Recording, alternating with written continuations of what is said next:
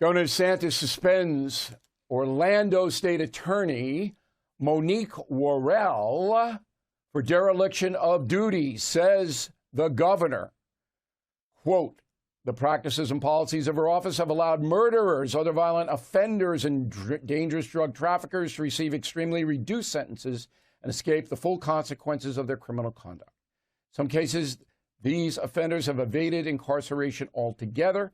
State Attorney Worrell's practices undermine federal law, Florida law, I should say, and endanger the safety, security, and welfare of the communities that Miss Worrell was elected to serve. So she is out, just like the DA in St. Louis was fired by the Attorney General in Missouri. Good. Good. Get rid of them. If the voters won't do it, then the governors have to. But you're dealing with a very corrupt press in Florida. Now, most people don't know that. All of the newspapers are ultra-left, okay? Television stations, all they do is weather.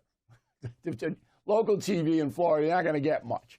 Maybe that's unfair, maybe a few stations, but pretty much not. So Miss Worrell, I'm sorry, Miss Worrell, just to reinforce how bad she is, all right, did not file charges against more than 40% of those arrested in her district by the police.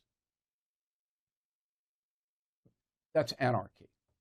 So you would think that the press would say, hey, good job, Governor DeSantis. No. So the St. Louis, boy, I'm delirious today. I apologize. The Sun Sentinel, based in Fort Lauderdale, Florida, extremely left paper, okay? Here's what they editorialize. Quote, the Worrell suspension is not only blatantly partisan, but carries obvious racial overtones, which DeSantis tried to deflect by choosing as her interim replacement Andrew Bain, a Black County Court judge and DeSantis appointee with 3 years of experience. Obvious racial overtones. Yeah, that's right, Sun Sentinel. It's all about her. She's black, and that's why DeSantis booted her, right? Not the fact that she didn't prosecute 40% of those arrested. No. She's black. That's why he went after her. This is so irresponsible, such race baiting. And who's responsible for this? The editor of the newspaper, Julie Anderson. And she's also the editor of the Orlando Sentinel. Okay, Julie Anderson allows this kind of garbage to be put in her newspaper. And it's just garbage. Race baiting garbage. All right, now, the Sun Sentinel is owned by the Tribune Publishing Company. A guy named Heath Freeman, I guess, is in charge of that. And he's another far-left guy who lives in New York City. He doesn't have anything to do with Florida. Let me tell you a Sun Sentinel story. You'll remember I did the history show with Donald Trump. We opened in Fort Lauderdale, Florida, at the hockey arena. Huge crowd, so big, the Secret Service was caught by surprise, couldn't get the people into the arena because they had to wand everybody in time for the show. The show was delayed an hour. Okay.